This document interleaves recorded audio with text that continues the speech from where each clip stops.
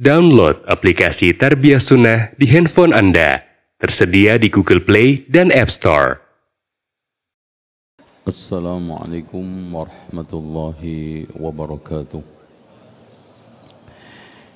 Innal hamdalillah nahmaduhu wa nasta'inuhu wa nastaghfiruhu wa nastahdihi. ونعوذ بالله من شرور أنفسنا وسيئات أعمالنا من يهده الله فلا مضل له ومن يضلل فلا هادي له أشهد أن لا إله إلا الله وحده لا شريك له وأن محمدا عبده ورسوله اللهم صل وسلم وبارك على محمد وعلى آل محمد والحمد لله رب العالمين.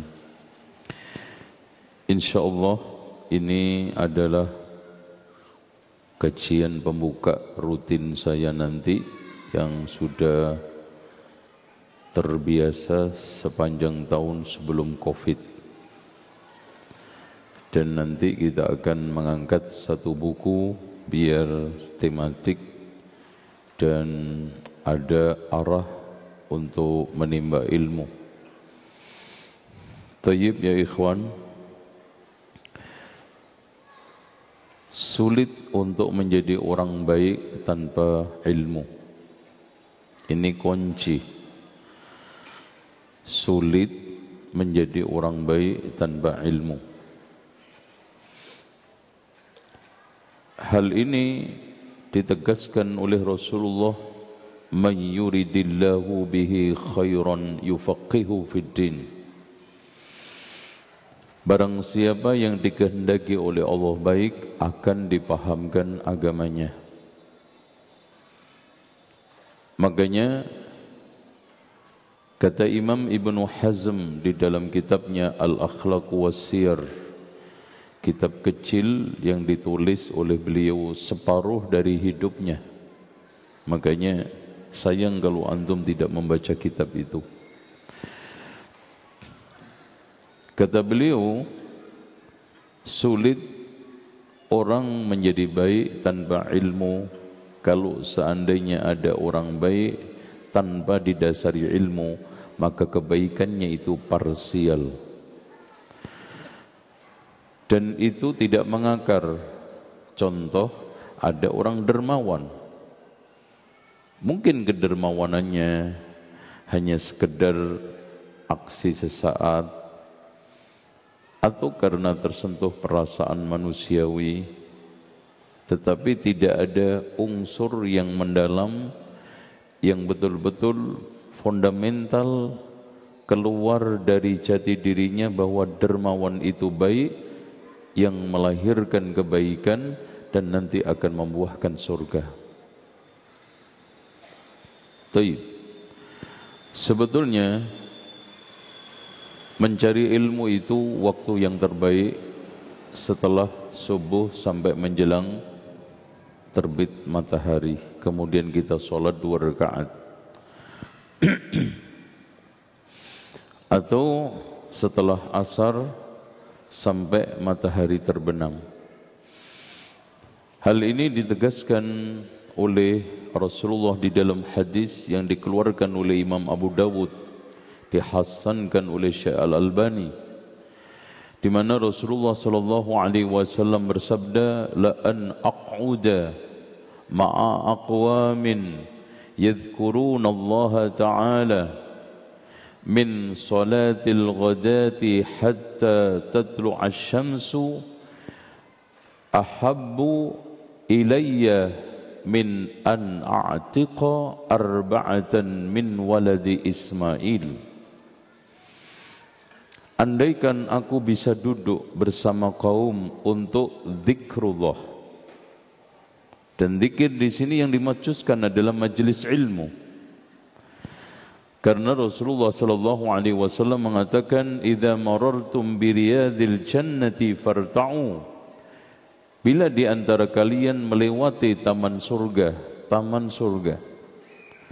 Rasulullah tidak pernah menyebutkan taman surga di dunia kecuali dua, majlisul ilmi sama raudhah.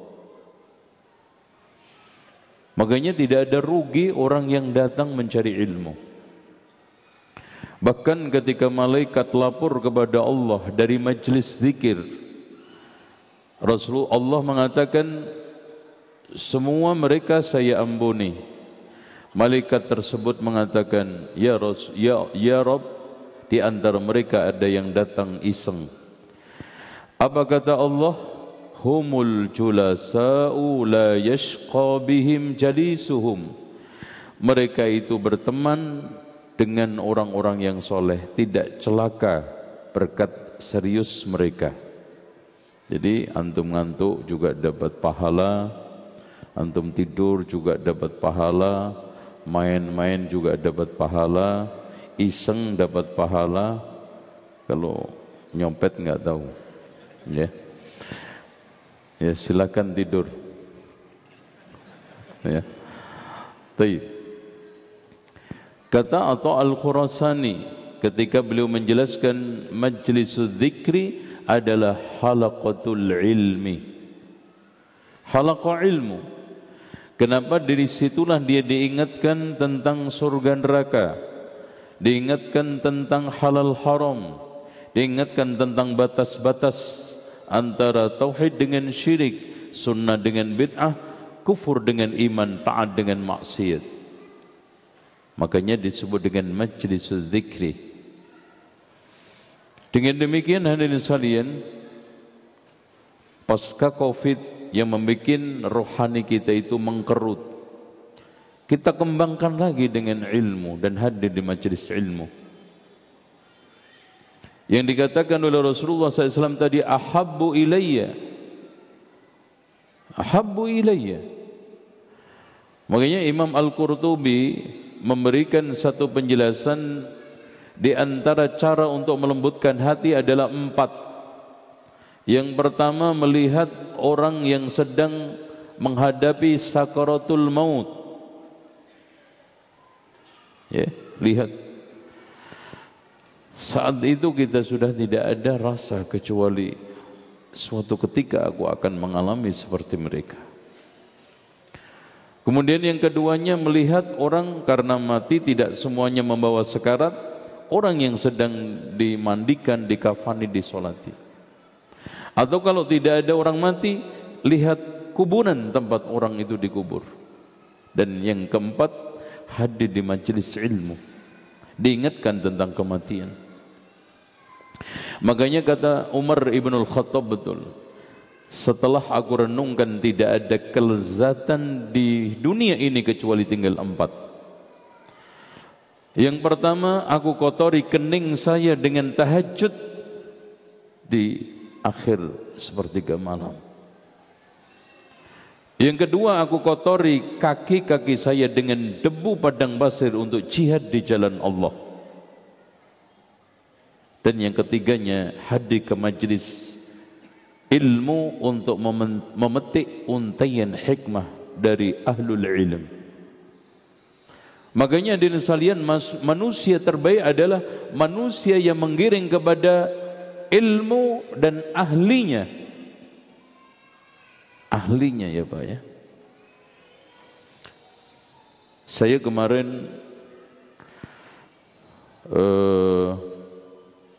duplikat kunci ya. Itu ada ditulis ahli apa itu? Ahli kunci. Itu subhanallah, dalam waktu sekejap kunci yang diduplikat itu bisa membuka pintu. Ahli. Ketika antum sekarang punya laptop rusak, komputer rusak, antum bawa kemana? Ahli komputer. Artinya di sini menguasai, profesional, dan menjadi bagian daripada solusi, bukan menjadi bagian dari masalah. Itu juga ahli sunnah. Nanti kita akan bahas. Kalau antum sekarang menjadi ahli sunnah, ternyata menjadi masalah di Islam, Antum menjadi ahli sunnah, ternyata nggak tahu selok-belok tentang sunnah, malu nggak antum? Buka kedai ngaku ahli kunci, orang datang semuanya, Pak, saya mau duplikat kunci nih. Oh maaf Pak, kalau goreng bakso, goreng tempe bisa saya. Lucu, antum ngaku ahli sunnah, nggak profesional sebagai ahli sunnah, tidak menjadi bagian dari solusi di dalam ahli sunnah wal jamaah, tidak mengerti seluk-beluk sunnah.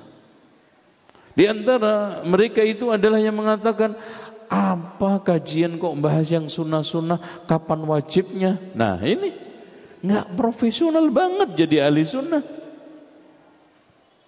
Betul, Pak?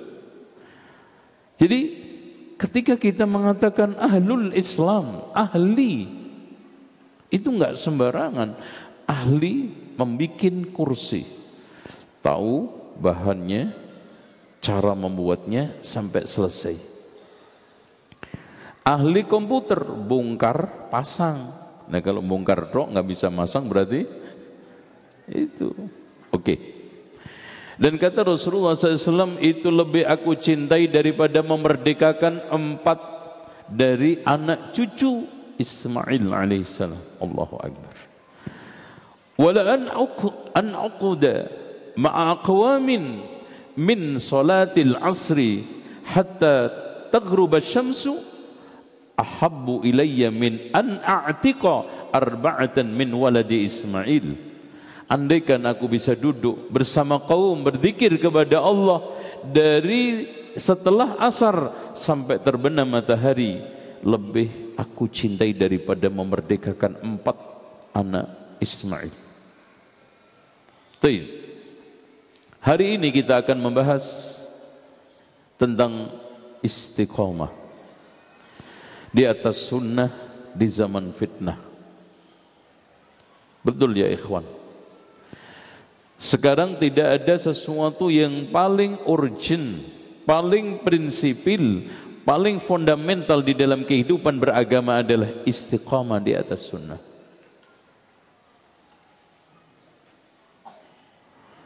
Bagaimana tidak? Rasulullah SAW mengatakan di dalam hadis yang sahih, al-ibadatu fil haraj, ibadah pada zaman fitnah.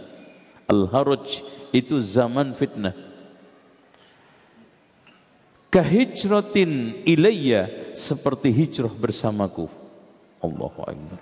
Coba bayangin bagaimana harga nilai keutamaan hijrah bersama Rasulullah sallallahu alaihi wasallam. Makanya di sana ada hadis, meskipun darajatnya itu adalah dhaif, di mana ini menjadi penguat akan hadis-hadis ghuraba. Bada'al Islamu ghariban fasayaudu ghariban kama bada' fatuba lil ghuraba. Bahkan Rasulullah sallallahu alaihi wasallam ketika ditanya ghuraba itu maksudnya siapa? Unasun salihun, manusia-manusia yang baik. Fi unasi su'in kathir, yang hidup di tengah manusia yang buruk banyak sekali. Man ya'sihim aksaru mimman yuti'uhum, yang bermaksiat, yang membangkang, yang melanggar itu lebih banyak daripada yang mentaati. Di sana ada hadis Rasulullah sallallahu alaihi wasallam, innakum fi zamanin man taraka usyra ma umira bihi halak.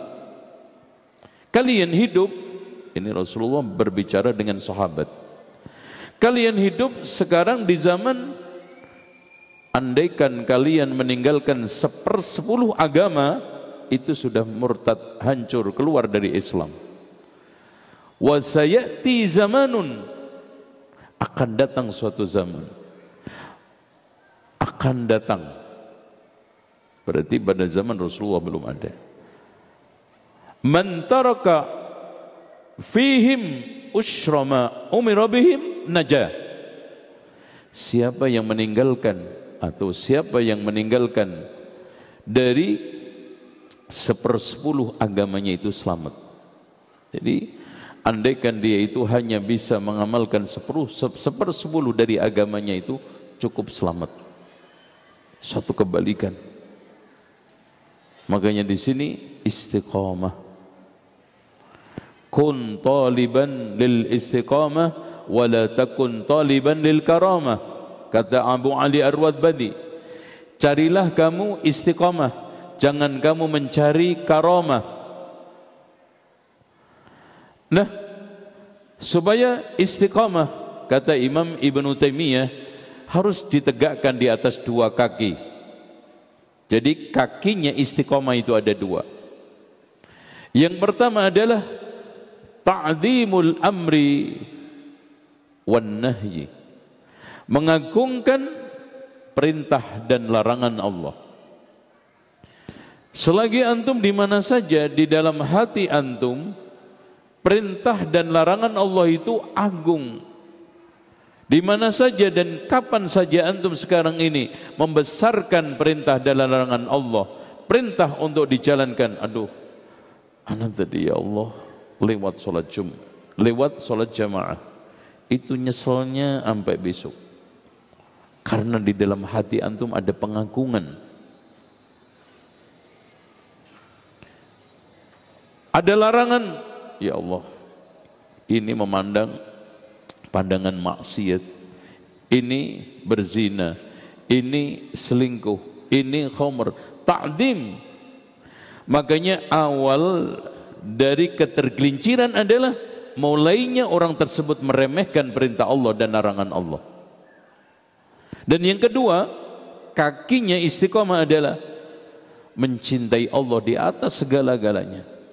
Pak, selagi antum masih mencintai Allah di atas segala-galanya, gampang mampir masjid untuk sholat duhur, asar, maghrib, isya. Gampang antum meninggalkan kerjaan untuk sesuatu perintah Allah. Coba bayangkan, panggilan azan itu udah kenceng dan itu peringatan yang tekstual, Allahu Akbar, itu aja nggak tersentuh. Kenapa? Karena di hatinya ini masih ada lebih dicintai daripada Allah. Tidak ada mengagungkan syiar dan perintah Allah. Wa may yu'azzim sya'airallah fa innaha min taqwal qulub. Lihat, siapa yang mengagungkan perintah Allah, maka itu bagian daripada taqwal qulub. Lihat aja sekarang praktek kehidupan keagamaan kaum muslimin. Sekarang Pak, yang mengerikan dari sekularisasi adalah desakralisasi agama. Itu yang mengerikan. Artinya orang sekarang ini dibuat untuk tidak memandang hal-hal yang disakralkan agama itu sakral. Zina kecil, riba remeh, sholat nggak sholat, udah deh mas, biarin, jangan ngurusin urusan orang. Agama itu soal privat. Itu namanya desakralisasi agama. Dan ini sedang terjadi masif. Orang sudah tidak lagi ada perasaan risih untuk kawin laki dengan laki, perempuan dengan perempuan. Risih? Enggak. Sudah tidak ada risih lagi orang itu minum khamr. Kenapa? Karena sudah ditanamkan secara masif desakralisasi. Dan ini gerakan paling berbahaya sekarang. Karena ini alat istiqamah, ta'dim al-amri bil perintah Allah, larangan Allah. Kemudian istiqamah di atas sunnah. Sunnah kita jabarkan dulu judulnya biar antum paham judulnya. Kenapa saya memilih judul itu? Sunnah di dalam rangkaian makna bahasa itu hampir mirip-mirip, yaitu at-tariqah was-sirah. Jadi sunnah itu perjalanan dan pengalaman.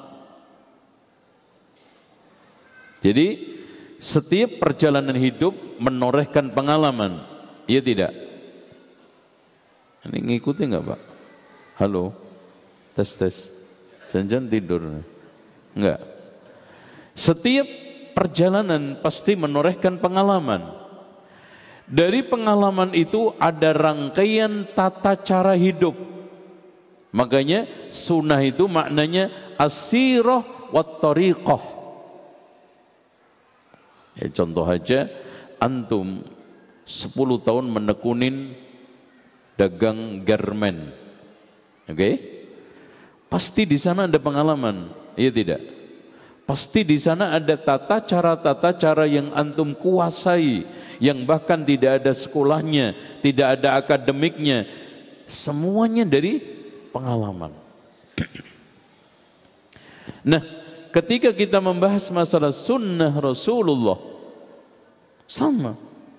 Rasulullah memiliki perjalanan hidup keagamaan. Rasulullah punya pengalaman yang disebut nanti athar. Makanya sunnah juga disebut hadis, hadis juga disebut apa? Athar. Dari asar itulah ada tata cara. Rasulullah memiliki tata cara di dalam sholat, Rasulullah memiliki tata cara di dalam bayar zakat, mal maupun fitrah. Bahkan Rasulullah Shallallahu Alaihi Wasallam punya tata cara di dalam masalah hubungan suami istri. Coba bayangkan. Makanya ketika ada orang Yahudi yang datang kepada Salman, wahai Salman, sungguh Nabi mau mengajari segala sesuatu, hatal khara'ah, sampai buang hajat. Betul, Nabi kita mengajari segala sesuatu, ya, melarang kita untuk buang hajat menghadap kiblat, membelakanginya, dan melarang kita untuk istinja dengan tangan kanan. Makanya ada seorang orientalisme yang objektif mengakui tidak ada nabi yang mengajari umatnya dari mulai caranya cebok sampai ngatur negara kecuali Islam. Tapi lihat tampilan umat Islam sekarang ini, sudah mulai tidak bangga dengan agamanya, sudah mulai menjatuhkan agamanya itu sendiri, bahkan enggan untuk menyematkan Islam sebagai identitas. Apalagi di sana ada olok-olok. Wah, itu bersosial ala identitas, bermasyarakat ala identitas, berdagang ala identitas. Pertanyaannya, mana sih ada orang yang nggak bawa identitas? Sekarang saya tanya, antum bawa KTP semua kan? Untuk apa? Sebagai identitas. Itu pintu kan gitu. Makanya hadirin sekalian, Pancasila adalah alat utama negara untuk menyuruh kita meneguhkan identitas sila yang pertama, ketuhanan yang Maha Esa. Makanya tidak mungkin orang itu hidup tanpa identitas. Antum kehilangan dompet di suatu atau kehilangan paspor di suatu negara, bingung nggak? Bingung. Taib, istiqomah di atas sunnah. Ya ikhwan, sunnah itu kalau kita artikan menurut cabang-cabang ilmu artinya berbeda-beda. Sunnah menurut ulama fikih adalah sesuatu yang diperintah, tidak bersifat wajib, atau segala sesuatu perintah bila dilakukan mendapatkan pahala, bila ditinggalkan tidak mendapatkan sanksi. Tolong ya, jangan salah mendefinisikan tidak apa-apa. Itu salah. Ya pasti apa-apa. Cuman tidak ada sanksi. Beda dengan wajib. Makanya dengan sekalian, Rasulullah sallallahu alaihi wasallam mengatakan, "Ma asfala minal ka'baini minal izari fa finnar." Apa-apa yang di bawah mata kaki dari kain itu di neraka. Enggak mungkin perkara itu mubah. Minimal sunnah deh, diancam neraka itu enggak ada. Tunjukin perkara sunnah yang Allah ancam neraka. Enggak ada. Makanya di sini sedikit untuk meluruskan tentang masalah isbal. Karena di sana ada isu ya yang mengatakan masuk akal enggak sih nutupin apa itu kain apa mata kaki dengan kain itu di neraka. Ya ikhwan, masuk akal enggak sih orang yang membahas agama tapi enggak ahli? Masuk akal enggak sih orang yang bongkar pasang komputer enggak ahli? Ikhwan, antum akan saya sampaikan secara ringkas simple. Hadis tentang isbal ini mudah didapat di dalam kitab-kitab yang masyhur, Bukhari, Muslim. Dan kalau kita rangkai dengan satu rangkaian itu cukup cantik. Makanya kenapa Imam Al-Bukhari di dalam bab libas menurunkan yang pertama ucapan Ibnu Abbas setelah beberapa ayat. Ibnu Abbas mengatakan kul ma syi'ta walbas ma syi'ta ma akhta'at kasnan. Makanlah sesukamu, berpakaianlah sesukamu, yang penting jangan melanggar dua. Sarafun wa makhilatun, berlebihan dan sombong. Dilanjutkan hadis, man jarra sawbahu khuyala'a lam yandurullahu ilaihim yaumal qiyamah. Siapa yang menjulurkan kain di bawah mata kaki, maka Allah tidak akan siapa yang menjulurkan kain di bawah mata kaki karena sombong, maka Allah tidak melihatnya nanti di hari kiamat. Pelan-pelan biar masuk, biar tekstualnya itu kita bisa pahami. Lalu Abu Bakar nanya kan, ini hadis yang menjadi dalil orang kalau enggak sombong enggak apa-apa. Padahal itu tidak pernah diucapkan oleh ulama. Yang ada itu isbal bi ghairi qasdin. Bukan sekarang isbal bi ghairi khuyala. Isbal tanpa sengaja. Nah ini bentuknya. Ya Rasulullah, inna ahada syiqqai izari yastarkhi.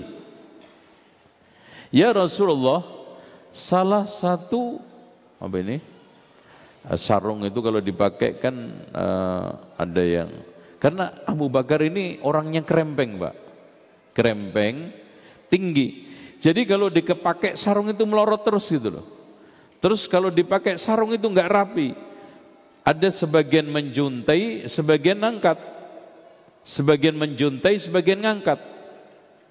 Tuh, Sesungguhnya salah satu sisi sarung saya itu yastarkhi. Yastarkhi itu apa? Menjuntai. Abu Bakar tidak pernah mengatakan yusbil. Ya Rasulullah, salah satu sisi sarung saya yusbil, tidak, yastarkhi. Apa bedanya yastarkhi? Apa bedanya? Yusbil sama, kalau yusbil itu ada unsur kesengajaan. Kalau yastarkhi di luar kesadaran dan kontrol manusia. Yang itu sulit Abu Bakar, makanya beliau masih menguatkan lagi. Wa inni ata'ahadu alaihi, saya berusaha untuk ngangkat, tuh lihat. Sudah bi ghairi qastin yastarkhi, tapi dalam rangka untuk betul-betul ittiba sunnah, selamat dari ancaman Rasulullah, aku usaha ya Rasulullah ngangkat. Makanya Rasulullah memberikan rekomendasi, lasta mimman yasna'uhu khuyala'a, kamu tidak termasuk orang yang berbuat itu karena sombong. Karena yastarkhi, enggak sengaja.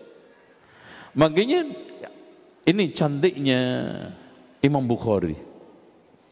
Makanya para ulama mengatakan fikihnya Imam Bukhari itu di babnya.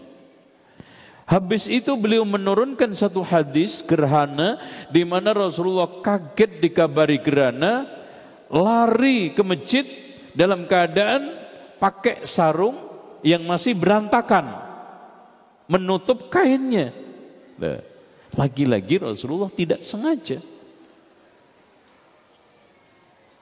Nah, akhirnya Rasulullah permanenkan isbal itu pakaian kesombongan, meskipun orang yang pakai nggak sombong. Dalilnya dari mana? Rasulullah mengatakan di dalam hadis yang dikeluarkan oleh Imam Abu Dawud dan juga Imam An-Nasai dan yang lainnya, irfa' izaraka ila nisfis sak. Angkatlah kainmu sampai setengah betis. Fa in abaita fa ilal ka'bain. Kalau kamu enggak mau juga, terakhir pas mata kaki.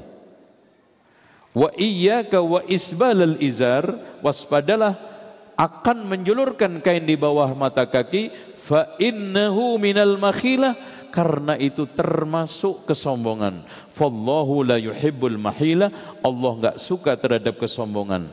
Kayak contoh gini loh Pak. Ini ada pakaian keperempuanan. Kan dilarang pakai laki-laki. Antum pakai, hukumnya gimana? Meskipun antum enggak berubah menjadi perempuan, ya tetap enggak boleh, karena itu pakaian keperempuanan. Ini pakaian kependetaan. Dan gini Pak, terakhir, kalau sekarang isbal itu digantungkan sombong enggak sombong, takarannya orang dengan perasaan jutaan orang gimana? Membangun suatu hukum di atas sesuatu yang sangat ringkih, lembek dan tidak jelas. Antum bisa detek sekian juta orang, ini yang sombong, ini yang enggak sombong, ini setengah sombong, ini yang kurang dikit sombongnya. Harusnya hukum itu dibangun di atas amaratin madnunatin au ma'lumatin. Hukum itu harus dibangun di atas amarah, satu tanda, madnunah, dugaan yang kuat, au ma'lumah yang jelas.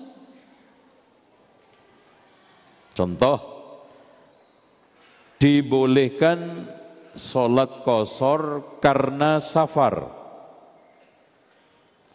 Dibolehkan sholat qashar karena capek. Oke.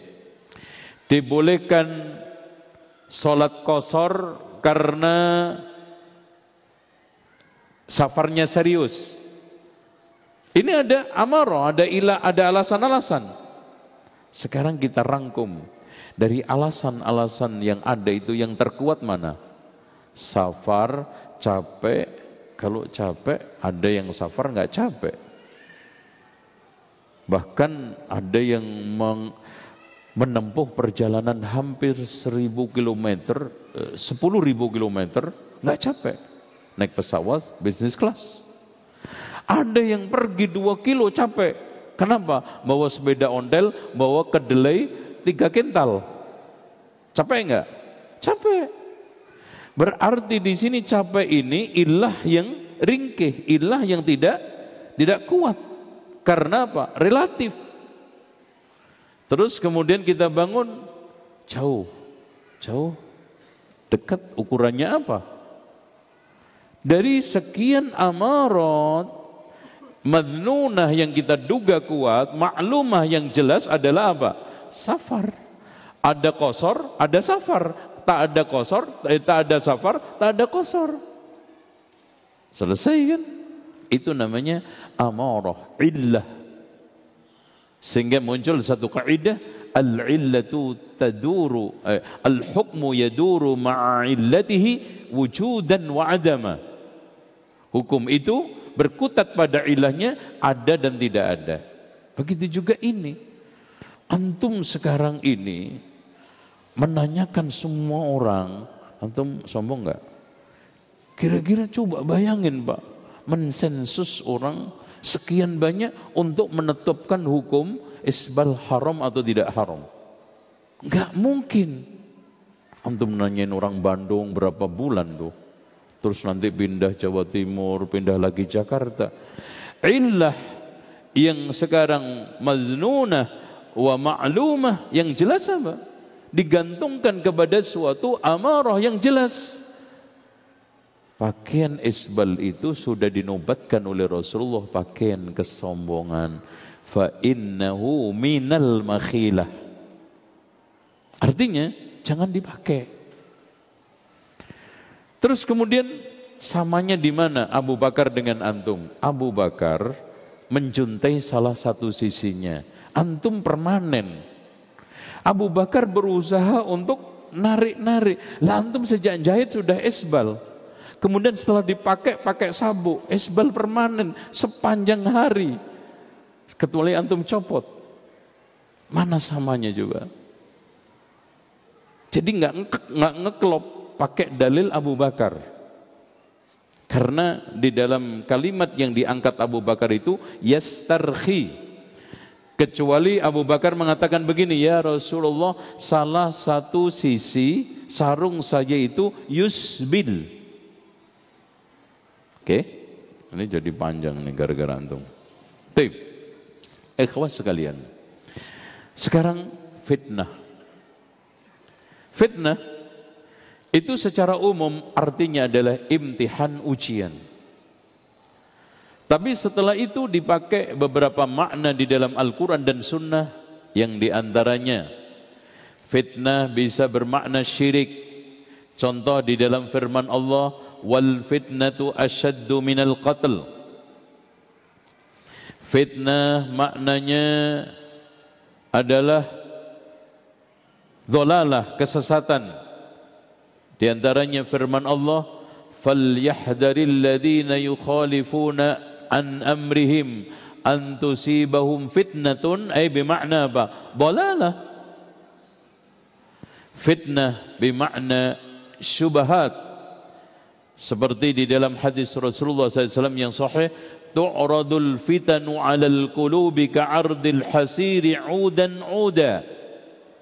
Akan dipaparkan fitnah ke dalam hati seorang mukmin itu pelan-pelan tapi pasti seperti orang menganyam anyaman tikar. Masya Allah, antum tahu tikar pandan? Sampai akhirnya pekat, padat, gelap. Rasulullah bahasakan di hadis terakhir itu, hatta la ya'rifu ma'rufa wa la yunkiru munkara illa ma usyriba hawa. Sampai tidak mengenali yang ma'ruf, mengingkari yang mungkar, kecuali nurutin kemauan nafsunya. Masya Allah, ya, ini merupakan suatu perkara yang sangat berat, mengerikan.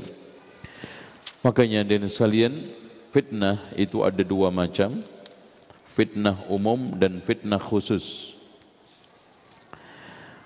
Fitnah umum itu seperti peperangan.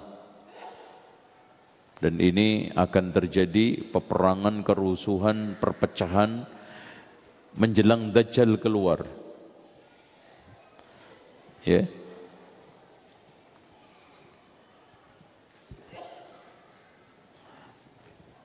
Fitnah umum diantaranya adalah syubhat dan syahwat. Fitnah umum adalah piala dunia. Ini jangan kenceng-kenceng ya. Iya, subhanallah. Ya.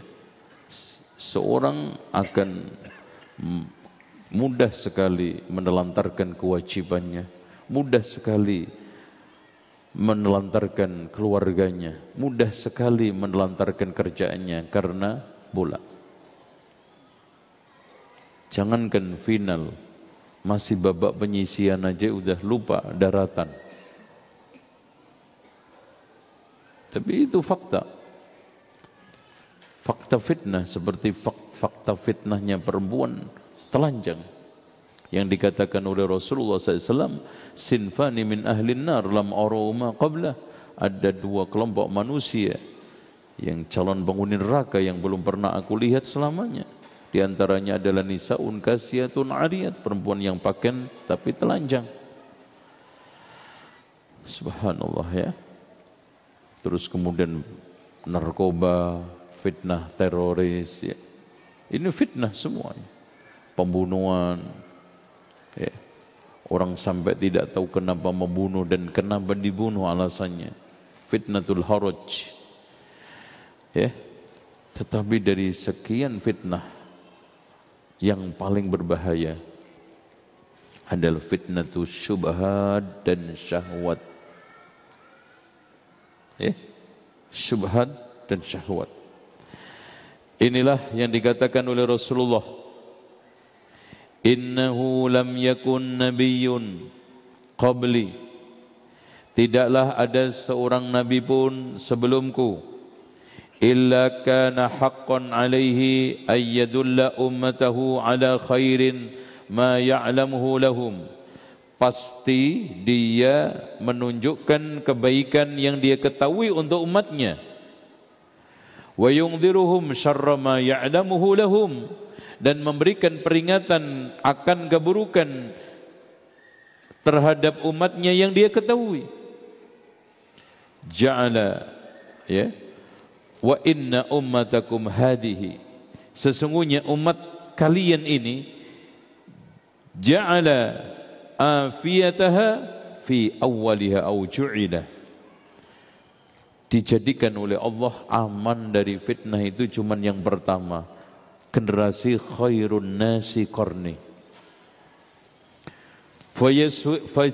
fasayusibu akhiraha bala'un wa umurun tunkirunaha, nanti umat akhir ini akan tertimpa bencana, musibah, fitnah yang kalian ingkari, alias fitnah yang dahsyat yang sebagaimana dikatakan oleh Imam Ibnu Taimiyah adalah ta'rif ma tungkir wa tungkir ma ta'rif. Apa itu? Ada yang tahu? Anak keluarin 100.000. Silakan. Fadhal. Nih, kuis. Silakan. Siapa yang bisa memberikan makna fitnah terberat, kata Imam Ibnu Taimiyah, an ta'rif ma tunkir wa an tunkir ma ta'rif. Kelamaan. Alhamdulillah, selamat. Jadi kau mulai mengenali apa yang dulu kau ingkari, maksudnya kamu sudah mulai menganggap ma'ruf yang dulunya mungkar, dan kamu menganggap mungkar aneh yang dulu ma'ruf. Dan sekarang, dulu ada sebagian ikhwan menganggap mungkar itu musik, sekarang sudah ma'ruf, bahkan membenarkan. Dulu ikhwan menganggap bahwa perkara ini itu mungkar, maksiat, wah besar. Sekarang ya udah biasalah mas. Perubahan zaman itu yang mengerikan. An ta'rif ma tunkir wa tunkir ma ta'rif. Ini sallallahu alaihi wasallam. Wa taji'u fitnatun fayuraqqiqu ba'daha ba'da, akan timbul fitnah satu dengan yang lainnya saling melembutkan. Artinya fitnah yang kemarin itu sudah berat besar dibandingkan fitnah yang muncul kemarin itu nggak ada apa-apanya. Subhanallah. Ya kaget. Ada LGBT, nanti akan yang lebih hebat daripada LGBT. Terus begitu. Itulah yang dimaksudkan ucapan Ibnu Mas'ud, la ya'ti zamanun illa walladhi ba'dahu syarrun minhu. Tidaklah ada satu zaman, orde, masa, melainkan setelahnya itu akan lebih rusak, berat dan kacau. Wa yurfayuraqtiku ba'duha ba'da. Wa taji'ul fitnah fayaqulul mu'min, datang fitnah. Orang mukmin yang menjaga imannya, hadih mahlakati. Aduh, kayaknya anak hancur nih. Enggak tahan, Bah. Seorang mukmin ini Rasulullah mengatakan mukmin loh, bukan orang biasa. Ketika fitnah itu datang mengagetkan orang mukmin. Aduh, kayaknya ini anak hancur deh, nggak kuat. Sumatang kasyif, alhamdulillah selamat. Fataji'ul fitnah, datang lagi fitnah. Fayaqulu hadhihi terus. Makanya mukmin itu hidupnya dikitari fitnah. Inilah yang dikatakan Muawiyah, la yabqa minaz zaman illa fitanun wa bala'un. Tidaklah tersisa dari zaman ini kecuali fitnah, musibah, bencana. Fa'iddu lil bala'i sabra. Kuncinya sabar. Siapa yang sabar akan lolos dari fitnah itu. Makanya Rasulullah mengatakan, faman ahabba ayyuzahzaha 'anil nar.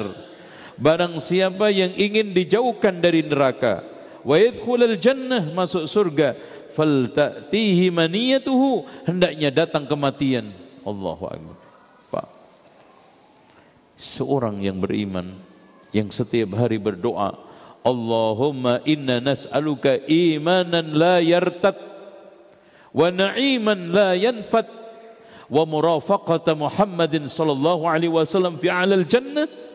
Kekhawatiran hanya satu, lepas iman sebelum meninggal dunia. Makanya Allah tekankan, padahal menjaga iman itu dianjurkan dari mulai awal sampai akhir, tapi yang ditekankan Allah apa? Wala tamutunna illa wa antum. Kenapa? Karena bahaya, Pak. Banyak orang yang terfitnah menjelang meninggal dunia, sunnahnya hilang, imannya hilang, Islamnya hilang. Nasallallahu al-afiyah. Wala tamutunna illa wa antum muslimun. Makanya Rasulullah katakan, innamal a'malu bil khawatim. Amalan itu tergantung pungkasannya. Tidak sedikit kisah yang sudah dikisahkan oleh Al-Quran dan Sunnah, orang yang su'ul khatimah.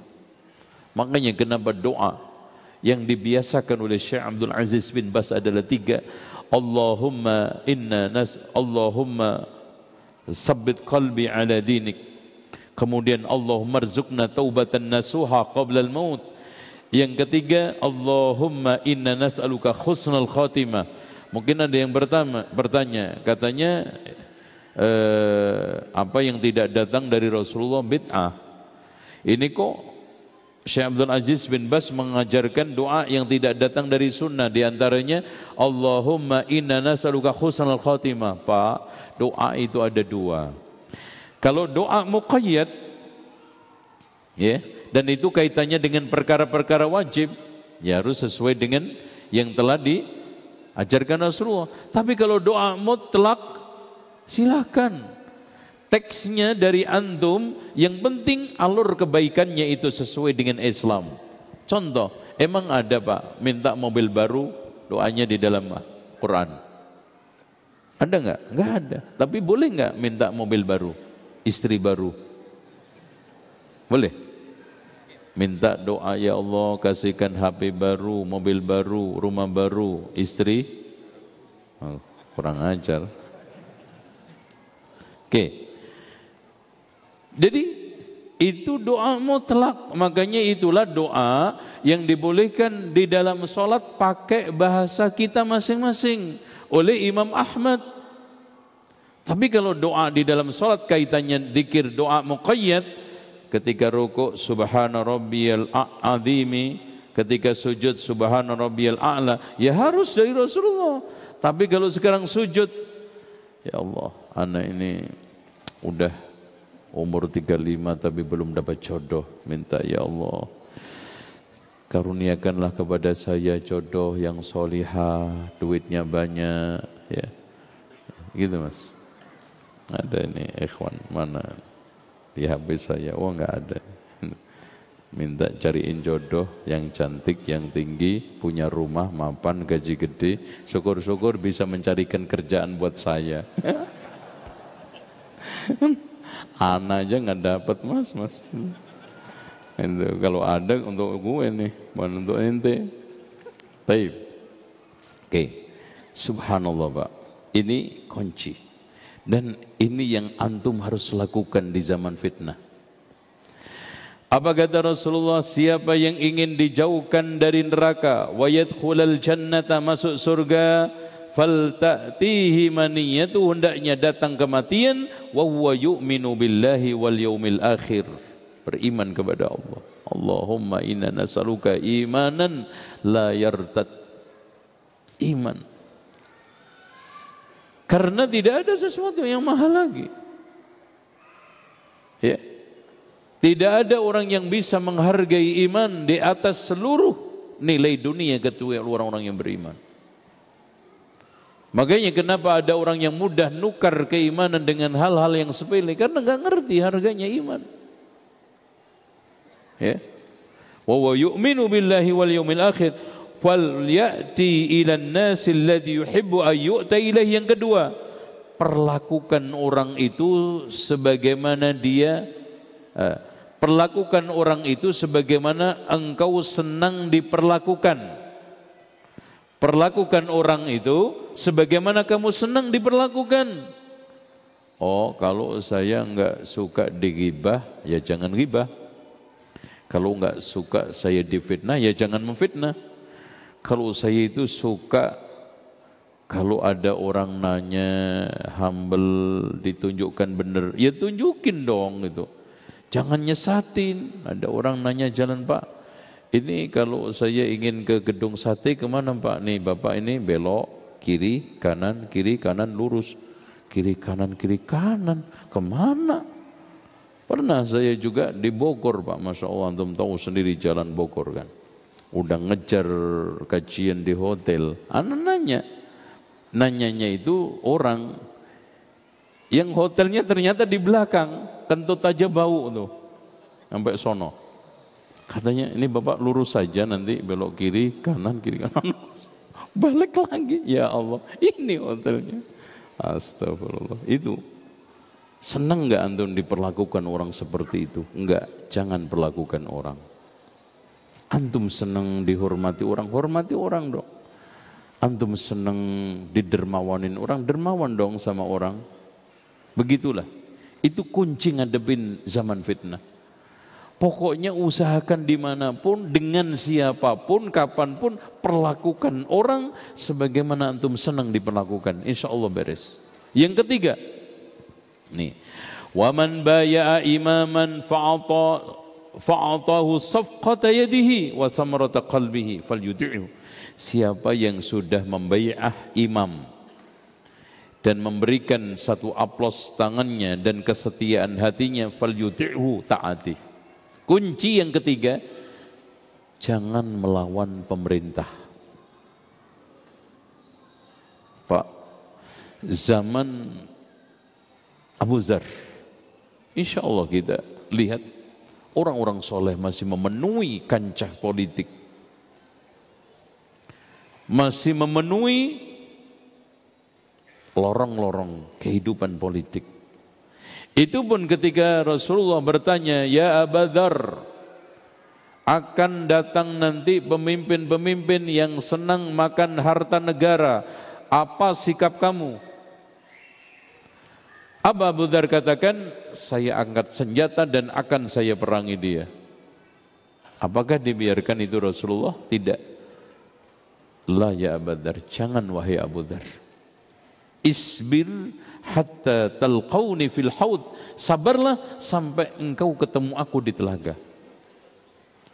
Makanya Rasulullah katakan, man ra'a min amirihi syai'an yakrahu falyasbir. Barang siapa yang sekarang melihat dari imamnya sesuatu yang tidak menyenangkan, hendaknya sabar. Kenapa Pak? Zaman yang dulu mereka naik pangkat, memegang tampuk kepemimpinan tanpa uang, itu saja seperti itu zaman Abu Dzar, apalagi sekarang. Zaman dulu ditawar-tawari Pak, sampai nggak mau. Coba lihat bagaimana Abdurrahman bin Auf saat setelah pada zaman Umar bin Khattab ditawari untuk menjadi penggantinya, jangan. Akhirnya Umar bin Khattab mengangkat 6 formatur. tujuhnya anaknya Umar bin Khattab, Abdullah bin Umar. Kalau deklot dia masuk. Kalau belum jangan. Kemudian ketika itu dia mengumpulkan 6 orang itu, saya tidak akan mau menjadi pemimpin, tapi saya menengahi untuk jadi pemimpin. Siap kalian terima saya? Siap semua. Mereka imam, mereka adalah apa? Khulafaur Rasyidun, pengganti Rasulullah yang lurus. Akhirnya semua didatangi satu persatu, tinggal Ali sama Utsman. Datang kepada Ali. Ali, siapapun yang saya pilih, kamu setuju enggak? Setuju. Oke, janji ya. Didatangi Utsman. Utsman, siapapun yang saya pilih, setuju enggak kamu? Akhirnya dikumpulkan. Ali, saya pilih Utsman. Udah selesai. Pemilihan yang mengeluarkan 1 perak pun. Setelah Utsman bin Affan menjelang tua, Pak, dia tulis surat. Hendaknya yang menjadi pengganti saya nanti Abdurrahman bin Auf. Itu yang menyampaikan surat, menyampaikan kabar gembira. Abdurrahman bin Auf dari Khalifah Utsman bin Affan telah menunjuk kamu sebagai penggantinya. Apa kata beliau? Selamat apaan? Ini fitnah. Akhirnya dia berdoa, ya Allah, kalau niat Utsman itu benar, matikan aku sebelum Utsman wafat. Coba bayangkan Pak, wafatkan aku sebelum Utsman wafat. Dan betul, setelah 16 hari berdoa itu meninggal dunia. Dan habis itu terjadi berbagai macam fitnah yang akhirnya Utsman terbunuh. Coba, zaman seperti itu. Apalagi sekarang ini kondisi yang antum lihat. Oleh karena itu kita pegang sunnah, kita pegang petuah Rasulullah, kita pegang apa yang sekarang ini menjadi keselamatan umat dahulu, yakin juga akan menjadi sumber keselamatan umat sekarang dan yang akan datang. Sebagaimana yang telah ditegaskan oleh Imam Malik rahimahullahu ta'ala, apa-apa yang tidak menjadi bagian agama pada zaman mereka tidak akan menjadi bagian agama kita selamanya. Tayyib. Ikhwas sekalian, tanda-tanda orang terkena fitnah. Sekarang kita masuk, kemudian nanti kita akan sampaikan 12 tips untuk supaya bisa istiqomah di atas sunnah di akhir zaman, di zaman fitnah. Yang pertama, tanda-tanda orang itu terfitnah, ayyara ma kana haraman bil amsi halalan al yawma awil aqs. Dulu dia meyakini haram, sekarang halal atau sebaliknya. Dulu haram, bahkan dulu itu tegas, keras, sekarang lembek, boleh, nggak apa-apa. Atau sebaliknya, perubahan ini bukan karena kesadaran, perubahan ini bukan karena dalil yang dia dapatkan, ilmu yang dia dapatkan, tetapi murni karena kelemahan hati di dalam menghadapi fitnah. Yang dulu dia yakini haram dan jelas dalilnya, sekarang halal. Dan ini kita temukan. Yang dulu itu tidak boleh, sekarang boleh. Yang dulu bagian dari manhaj yang harus dipegang teguh, sekarang ini masalah khilafiyah. Bukan karena pemahaman yang dia sekarang ini dapatkan lebih baik, bukan karena tambahan ilmu, bukan sekarang dalil yang dia dapatkan. Tidak, murni tidak tahannya mental hati untuk menghadapi fitnah. Entah karena dia mendapatkan perempuan, ya, istri yang mungkin tidak support untuk meneguhkan sunnah, mendapatkan satu lingkungan kerja yang merontokkan sunnah, atau teman sejawat yang menggerogoti sunnah. Kedua, tanda-tanda orang itu kena fitnah adalah at-talawun fid din, berwarna-warni di dalam agama. Sesekali tampil, Masya Allah, ahli sunnati wal jamaah, tiba-tiba ngartis, tiba-tiba nyelep, tiba-tiba seperti orang awam. Talawun. Makanya Rasulullah katakan, iyyaka wat-talawuna fid din, waspadalah berwarna-warni, alias beragama itu tidak ada garis batas. Ya, ngelondor sana, ngikut sini, ya, kadang berpindah merek, kadang berpindah syiar, kadang berpindah mabda, manhaj, pindah-pindah. Apalagi di Indonesia itu potensinya Masya Allah, Pak. Ya, dengan lemahnya pemahaman dan ilmu, ya, kehidupan yang sekarang ini menarik sana sini seperti gelombang lautan, mudah sekali orang terjebur ke dalam fitnah tersebut. Nasallallahu al-afiyah. Nomor 3, ittiba'ul mutasyabih wa adamu raddihi lal muhkam, mengikuti yang syubhat-syubhat, tidak mengembalikan kepada yang muhkam. Contoh, ini contoh Pak, ada hadis yang mutasyabih, di mana ada orang yang masuk surga tanpa amalan yang dia amalkan. Oke? Dan di sana juga ada hadis, yukhraju minan nari man kana fi qalbi misqalu dzarratin minal iman. Akan dikeluarkan dari neraka orang yang memiliki sebiji sawi dari iman. Artinya di sini iman tanpa amal bisa masuk surga. Syubhat. Itu. Sebagai seorang mukmin muslim, ayat-ayat, hadis-hadis nusus mutasyabihah harus kita kembalikan kepada muhkam. Muhkamnya di mana? Muhkamnya telah disepakati oleh para ulama, al-imanu qaulun wa amal. Dan bagaimana mendudukkan dua hadis ini? Dua hadis ini kita harus dudukkan pada porsinya. Karena sesuatu yang sekarang ini pengecualian kasuistik, kita harus letakkan pada hukum kasuistik. Tidak boleh kita itu ta'mim, kita umumkan. Dan ini kaidah. Bagaimana mendudukkan? Ini kata para ulama ala wajhil mubalaghah, ini hanya sekedar mubalaghah. Sebetulnya dia punya amal.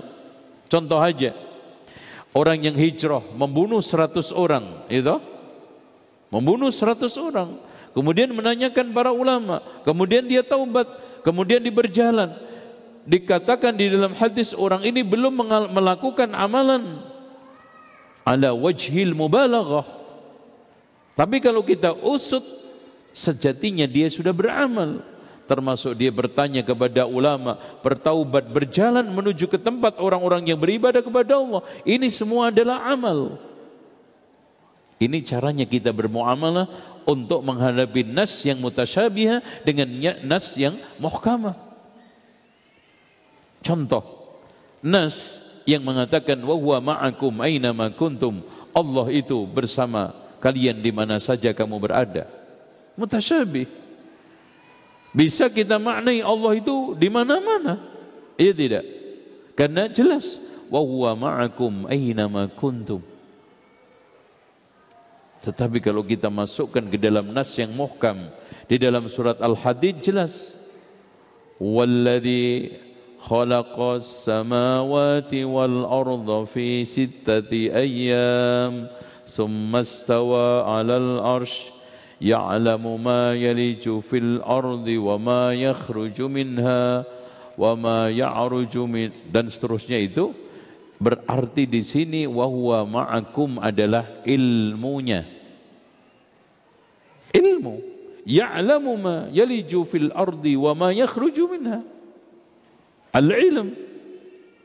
Artinya zat Allah bersemayam di atas aras, ilmunya, liputannya, di mana saja kita berada, diketahui Allah, diliput Allah, didengar Allah. Bahkan innallaha ma'al muttaqin, maksudnya kekuatan pertolongan Allah bersama orang-orang yang bertakwa.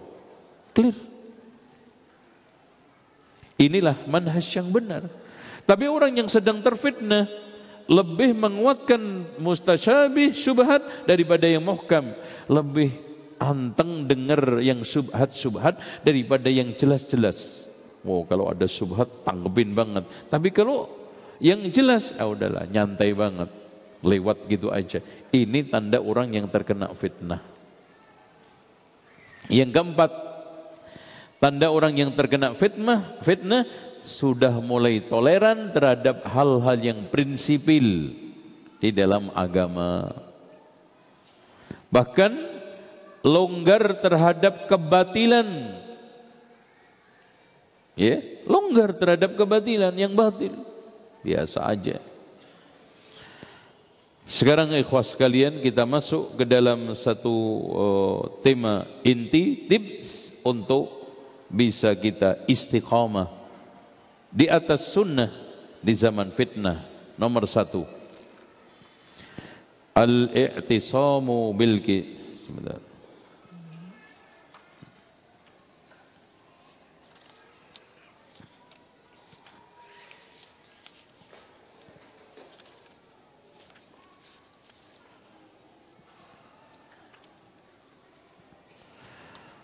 Nomor 1,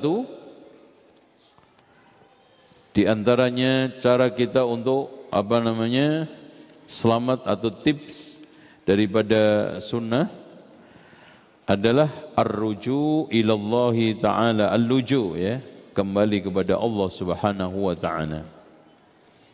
Ya. Nah, di sini kita harus maknai kembali, ya. Kembali itu dengan tauhid. Ya, kembali dengan mentauhidkan Allah. Jadi makna kembali kepada Allah itu artinya apa sih? Kembali secara jujur kepada Allah, yaitu dengan mentauhidkan Allah. Kemudian yang kedua, mengabulkan perintah dan larangan Allah, artinya perintah dijalankan, larangan ditinggalkan, dan taubat kepada Allah dengan taubatan nasuha. Jadi maksudnya kembali kepada Allah dengan jujur adalah mentauhidkan Allah. Ya, otomatis dengan tauhid uluhiyah, rububiyah, asma wa sifat. Nanti kapan-kapan saya akan terangkan secara detail syubhat seputar pembagian tauhid 3. Karena dijelaskan secara global ini kadang masih aja muncul.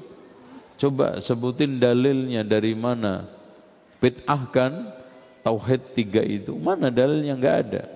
Ya, nanti kita akan bikin kajian khusus untuk raddus syubhat tentang pembagian tauhid tersebut. Ya. Terus kemudian istijabah tamah. Jadi kalau kita itu menjalankan perintah Allah, meninggalkan larangan Allah itu jangan nanggung-nanggung. Yang bikin hati antum sakit, itu kan nanggung, Pak. Ya, kita lepas tapi sebagian kita pegang, kan sakit antum. Pelong antum lepas, pelong antum ambil. Gitu. Nah, taubatan nasuhah itu kembali kepada Allah, itu cara yang pertama untuk kita itu menjauh dari fitnah, istiqamah di atas sunnah. Yang kedua, memperbanyak ibadah dan amal soleh. Pokoknya sibukkan aja antum dengan amal soleh. Sekarang ini ada musibah, terus kemudian ada gerakan peduli, antum ikut. Dengan kesibukan itu, pikiran dan otak antum itu tidak tercemari dengan hal-hal yang subhat. Amal soleh antum bantu. Mereka-mereka yang sekarang ini sedang kelaparan, mereka-mereka yang sekarang ini sedang tidak bisa berpakaian, terputus dari pendidikannya, antum bantu. Itu kesibukan paling positif untuk menghadapi fitnah dan teguh di atas sunnah. Makanya dikatakan wasta'inu bis sabri was salah wa innaha lakabiratun illa 'alal khashin, terutama nanti Pak Cianjur pasca apa? Musibah 2-3 bulan. Kita lanjutkan mereka dakwah mereka, kita bantui mereka di dalam agama mereka. Bantuan yang mengalir sekarang ini adalah bantuan fisik, meskipun itu penting tetapi tidak fundamental. Tetapi bagaimana sekarang ini membuat mereka itu kembali kepada Allah tadi dengan mentauhidkannya, menjalankan perintah Allah, meninggalkan larangannya dan bertaubat taubatan nasuha, itu tidak bisa diraih kecuali dengan dakwah. Makanya kita intensifkan kajian-kajian, termasuk bagian daripada unsur akhaka zaliman au madluma, tolonglah bantulah saudaramu dalam keadaan yang teraniaya dan yang menganiaya. Adalah apa? Tidak ada yang terbaik, kita kembalikan kepada Islam, kita kembalikan kepada dinullah, kita ajari sunnah Rasulullah sallallahu alaihi wasallam, kita teguhkan iman mereka sehingga iman mereka itu kokoh kuat. Yang ketiga, di antara solusi atau cara kiat istiqomah di atas sunnah di zaman fitnah adalah luzumu jama'atil muslimin wa imamihim, teguh di atas jamaah kaum muslimin dan imamnya. Dan yang dimaksudkan jamaah ini sebagaimana yang telah dikatakan oleh Abdullah ibnu Mas'ud, ma wafaqal haq walau kunta wahdak. Apa-apa yang sekarang ini di atas kebenaran walaupun antum sendiri. Kalau dulu jamaah itu sosok dan ajaran, sosoknya sahabat dan tabi'in dan tabi'ut tabi'in, khairun nasi qarni, ajaran yang tidak lain adalah Al-Quran dan Sunnah menurut pemahaman. Tetapi kalau zaman sekarang utama pertama adalah pemahaman. Siapapun, seandainya hanya ada satu di kampung itu pemahamannya sesuai dengan pemahaman yang dikatakan oleh Rasulullah, ma ana ala mislima man kana ala mislima ana alaihi wa ashabi, siapa saja yang berada di atas ajaranku dan ajaran sahabat, itulah al-jamaah. Ya. Dan makin hari itu makin perih, makin hari kita itu makin dibutuhkan kesabaran. Intinya sabar. Makanya Pak, betul kata Imam Ibnul Jauzi di dalam kitabnya Saidul Khatir, sabar itu berat, tidak ada yang bisa mengangkut kecuali akal sehat. Makanya cenderung orang itu kalau akalnya sehat bersabar, orang yang sabar akalnya sehat. Dan orang yang enggak sabar akalnya enggak sehat. Karena sabar itu berat, tidak ada yang bisa mengangkat kecuali akal sehat. Coba sekarang antum digoda fitnah seperti Nabi Yusuf. Kuncinya Nabi Yusuf apa? Sabar. Kalau enggak sabar ngikutin nafsu, makanya sabar itu adalah ketika sekarang ini kekuatan akal melampaui nafsu. Itu kata Abu Hamid Al-Ghazali ketika mendefinisikan sabar adalah ketika kekuatan akal melampaui nafsu. Nah, ketika sekarang ini nafsu melampaui, kekuatan nafsu melampaui akal, nah itu enggak sabar. Kemudian yang keempat, al-iltifaf haulal ulama'ir rasihin wal hudatin nasihin, bersimpuh, melingkar, bergabung dengan ulama-ulama yang rasikh, ya, ulama-ulama yang mumpuni, para penunjuk-penunjuk yang tulus. Itu makanya Rasulullah katakan di dalam hadis, inna mathalal ulama atau inna mislal ulama fil ardi kamathali nujumis sama. Perumpamaan ulama itu seperti di bumi ini seperti bintang di langit. Yuhtada biha fi dhulumatil barri wal bahr, sebagai petunjuk di kegelapan daratan dan lautan. Namun di sini ulama mana? Nih, kita ciri-ciri ulama panutan sekarang. Sekarang ditulis. Ciri-ciri ulama panutan. Yang pertama, salamatul mu'taqad waltizamus sunnah. Keyakinannya lurus, teguh di atas sunnah, dan lurus perilaku dan akhlaknya. Itu ulama. Salamatul mu'taqad, lurus keyakinannya, teguh di atas sunnah, dan istiqamah perilakunya dan akhlaknya. Terus kedua, mendalam ilmunya.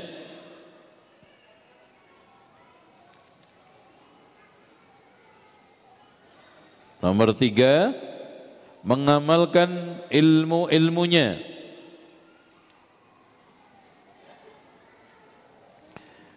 Keempat, menjaga sikap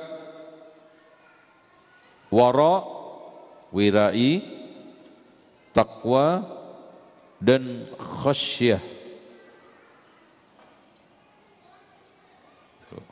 Empat, lima sekarang.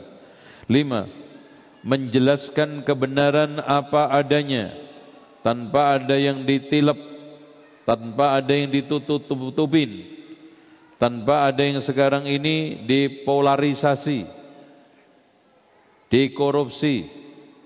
Karena nanti banyak koruptor ilmu, Pak. Itu siapa mereka? Yang mencoba untuk mengurangi takaran ilmu. Wailul lil mutaffifin. Ya, dikurangin yang halal, yang haram menjadi makruh, kurang. Ya, fakta aja yang terjadi di Padang, MUI memutuskan rokok itu haram, nyampe Jakarta makruh, nyampe Surabaya halal. Taib. Nomor 6, mujanabatul fitan wa mawatinus syubah, menghindari fitnah dan tempat-tempat syubhat. Tuh ya. Tempat-tempat syubhat antum cek aja sendiri, banyak di sekitar kita. Taib. Cukup ya, itu ciri-ciri ulama panutan. Kenapa kita itu kembali kepada ulama? Karena ulama itu sosok ilmu hidup ya. Kemudian kita itu punya panutan, sosok panutan, ada diri ideal gitu kan gitu. Kan orang itu yang dibutuhkan kan harga diri, citra diri, diri ideal. Orang itu punya harga diri kalau punya citra diri. Orang itu punya citra diri kalau punya diri ideal. Diri ideal kita ya Rasulullah. Kemudian ulama, karena al-ulama warasatul anbiya. Terus kemudian kita bisa meminta fatwa ya. Lalu yang kelima, bisa menengah-nengahi perselisihan, itu ulama. Kalau orang awam gaduh, ya ribut iya, selesai enggak. Oke, sekarang tips istiqomah di atas sunnah yang kelima. Berhati-hati di dalam menyikapi seluruh isu.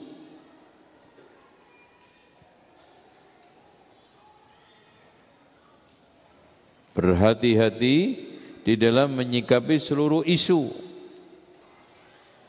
Jangan sekarang ini gampang menyimpulkan, serampangan di dalam memberi hukum, vonis, tasabbut, antum tabayyun. Oke, nomor 6, luzumus sabri wal musabarah, tetap di atas sikap kesabaran dan musabarah. Ya, musabarah itu sabar untuk bersabar, latihan ikhlas untuk berikhlas. Itu ini sama aja evaluasi terhadap evaluasi. Itu meta sabar ya. Ada namanya meta evaluasi. Apa itu meta evaluasi? Mengevaluasi hasil evaluasi. Itu. Kemudian nomor 7. Kaful yad wal lisan. Menahan tangan dan lisan. Dan berusaha tinggal di rumah. Kalau memang nggak penting keluar, antum jangan gampang keluar. Karena fitnah di luar itu Masya Allah. Makanya Rasulullah katakan, takunu fitnatun samma'u bakma'u amya. Akan muncul fitnah membabi buta. Man asyrafa, siapa yang mendekat laha istasyrafat lahu. Pasti dia akan digasak, digesek, pasti akan diserang. Wa isyraful lisan fiha, suara tebak ini apa namanya, untaian lisan, kawaq'is saif, seperti tebasan pedang. Bahkan lebih parah lisan daripada pedang. Jadi tajamnya lisan di akhir zaman itu, apalagi zaman sosmed. Ya makanya adanya sosmed ini sudah diprediksi oleh Rasulullah di dalam hadis Imam Al-Bukhari, Sahih Bukhari, di mana nanti Rasulullah ketika Isra Mi'raj ditunjukkan orang yang ditusuk di rahangnya kanan kiri. Kemudian beliau bertanya kepada Jibril, man haula'i ya Jibril, siapa mereka itu Jibril? Haula'i kadzabun yakdzibu bikadzbatin yablughul afaq. Mereka itu adalah pendusta yang sekali dusta mudah menyebar ke seluruh seantero dunia. Subhanallah Pak. Kita belum mikir zaman dulu di Madinah, Mekah, coba gimana bisa menyebar sekali dusta cepat menyebar ke seantero dunia. Sosmed. Betapa mudah sekarang ini berita-berita hoax menyebar lewat sosmed. Jutaan orang dalam satu hari mengikutinya. Makanya antum anak kasih tip ya, menyebar mengunggah video atau tulisan satu, antum baca dulu dan antum dengar. Wajib itu. Wajib. Antum jangan sekarang ini seperti lilin menyalakan untuk nerangi orang, diri antum ente bakar sendiri. Baca dulu. Pertama antum dapat fadilah, faedah pertama. Kedua kalau ada yang salah antum tahu. Antum share. Akhirnya apa? Hadisnya palsu. Pernyataannya menyelisih sunnah. Antum menimbulkan perpecahan, menyebar fitnah di kalangan umat. Nah, kan antum dosa. Antum bisa masuk ke dalam bagian daripada hadis ini. Sekelompok kaum yang ditusuk oleh Allah rahangnya kanan kiri. Man haula'i ya Jibril, siapa mereka itu Jibril? Mereka itu kaum yang berdusta, sekali dusta menyebar ke seluruh dunia, seantero dunia. Yablughul afaq. Terus nomor 8. Tasabbut fi naqlil akhbar. Klarifikasi dalam menyebarkan berita dan tidak mengekor pada isu-isu miring. Jangan ngeladenin. Jangan ngeladenin isu miring. Isu miring, contoh sekarang ini ada isu, wah begini, ada Imam Mahdi katanya keluar lagi di Madura sekarang, minggu depan ke Bandung umpamanya. Udah antum jangan ikutin, itu semua berita-berita nggak penting juga buat antum kan. Sekarang Imam Mahdi keluar nggak keluar, antum nggak soleh untuk apa? Antum sholatnya lelet untuk apa? Antum nggak paham sunnah untuk apa? Dan tidak mungkin Imam Mahdi itu pesek. Disebutkan dalam hadis Rasulullah SAW, jidatnya lebar, hidungnya mancung. Karena turunan Rasulullah itu mancung-mancung. Seperti Imam Syafi'i dikisahkan oleh muridnya. Imam Syafi'i itu saking mancungnya kalau ngomong lagi ceramah, hidungnya itu sampai kadang-kadang gatuk dengan bibirnya. Itu baru turunan Rasulullah itu. Untuk apa sekarang ini? Wah, katanya sebentar lagi akan ada begini begitu. Antum ikuti, tunggu, plototin tiap hari sosisnya. Gak faedah. Coba antum gunakan untuk ngapalin Quran. Man qara'a harfan min kitabillah, siapa yang baca satu huruf dari kitabullah diberikan satu kebaikan, dilipatkan 10 kali. Subhanallah. Makanya gini Pak, Rasulullah SAW ini memicu buat kita. Kata Rasulullah SAW, nanti ketika kita itu di surga, Iqra warattil summartaqi fa inna manzilataka fil jannah inda akhiri suratin taqra'uha, inda akhiri ayatin taqra'uha. Nanti ketika semua kita ini di surga disuruh oleh Allah, bacalah Al-Qur'anmu kembali, tartilkan dan naiklah sambil membaca itu, karena tingkatan surgamu terakhir itu, terakhir antum membaca surat. Kalau inna ata'ina entek teludok mas. Makanya apalin Quran. Ya, walaupun ya kalau sudah umur-umur 50 ke atas itu memorinya sudah repot. Makanya kata orang, belajar di waktu kecil seperti mengukir di atas batu. Belajar di waktu dewasa seperti mengukir di atas apa? Air apa? Angin antum? Air, mending masih ada bekas. Itu angin. Apa mau mas? Habis karena seperti mengukir di atas angin, nggak bekas. Makanya dan tipsnya gampang. Antum kan sekarang ini punya HP. Ini aplikasi yang bagus untuk hafalan ya. Mana ini? Ini kalau untuk tafsir ya. Ini semua kalau antum ingin tafsir, nongol semua ini tafsir para ulama. Ada tafsir Sa'di, ada tafsir At-Tabari, ada tafsir Ibnu Katsir. Nah, kalau hafalan standar, ini Mushaf Madinah ini warnanya hijau ayat. Kalau ini kayak bunga tadi. Ini insyaallah. Jadi dan caranya antum setelah sudah memperbaiki makhraj ya lewat babi bu batbu ban bani babna minal mabni mabiban bamin tati tu batu tantani tatna minal matni mati tantanita, enggak pernah meleset, tinggal mempelajari tajwidnya, udah 1 hari 1 ayat. 1 tahun berapa? 360 ayat. Udah Baqarah bablas itu. Taruhlah sekarang nggak bisa 1 hari, 1 minggu, nggak sanggup? Gimana? 1 bulan? Mending 1 bulan berarti 1 tahun dapat 12 ayat daripada nggak nyangkut sama sekali. Kemana aja Pak? Dan Al-Quran itu mudah. Walaqad yassarnal Qur'ana lidzikri. Ya. Antum caranya ulangi 20 kali. Kalau enggak hafal potong kuku saya. Loh, iya, potong kuku saya. Kalau enggak hafal potong kuku saya. Hah? Silakan. Ya.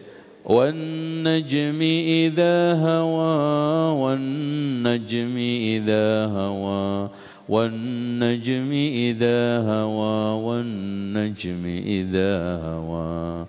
Udah 20 kali enggak mungkin. Ana rata-rata 10 udah bablas. Wat-tur masa enggak hafal? Wat-tur wa kitabim mastur في رق منشور والبيت المعمور والسقف المرفوع والبحر المهجور إن عذاب ربك لواقع. 7 bulan. Nah, lumayan daripada enggak sama sekali. Coba gue tes nih ya.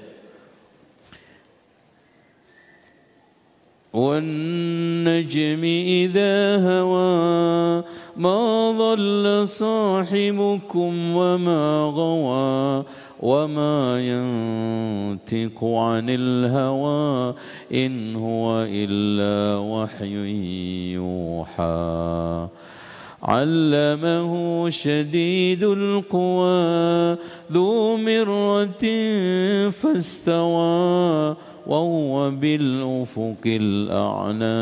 Itu di rumah hafal daripada tuh ngelayap ke mall ya. Nanti ngelihat aurat orang rontok ya. Mendingan pokoknya ke mall itu usahakan kalau memang enggak perlu jangan. Ar-Rahman 'allamal Qur'an خلق الإنسان علمه البيان الشمس والقمر بحسبان والنجم والشجر يسجدان والسماء رفعها ووضع الميزان ألا تطغوا في الميزان وأقيموا الوزن بالقسط ولا تخسروا الميزان والأرض وضعها للأنام فيها فاكهة والنخل ذات الأكمام dan seterusnya. فَبِأَيِّ آلَاءِ رَبِّكُمَا تُكَذِّبَانِ رَبُّ الْمَشْرِقَيْنِ وَرَبُّ الْمَغْرِبَيْنِ فَبِأَيِّ آلَاءِ رَبِّكُمَا تُكَذِّبَانِ مرج البحرين يلتقيان بينهما برزخ لا يبغيان فبأي آلاء ربكما تكذبان. Kalau seminggu sekali berarti 3 bulan dapat Quran, Mbak. Enggak paham aja dapat pahala, apalagi paham gitu. Daripada antum trek-trekan, ngelayap sana, ngelayap sini, angin nggak dapet, ya masuk angin iya ya, itu bahagia juga enggak, apalagi mancing coba, masya Allah, 3 jam. Makanya Rasulullah katakan, man sakanal badiyata jafa. Hadis diriwayatkan oleh Imam An-Nasai. Siapa yang tinggal di pedalaman kolot. Wa man istada ghabal, siapa yang mancing lalai.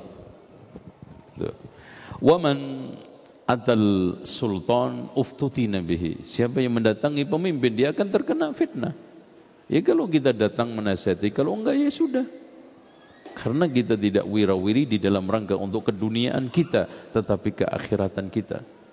Menggunakan untuk Masya Allah ya, baca Al-Quran, makalah-makalah para ulama, faedah sehingga antum tidak terkena fitnah ya.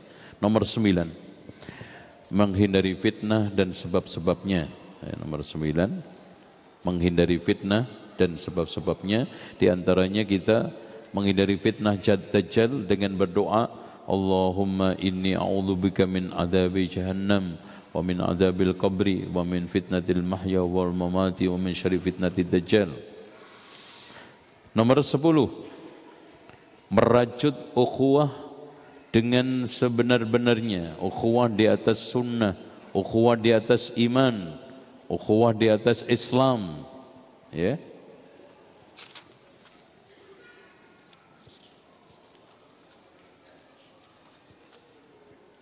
Jadi jangan antum sekarang jadi ahli sunnah perkara sepele gitu. Kadang-kadang anak heran Pak, mudah sekali keruh.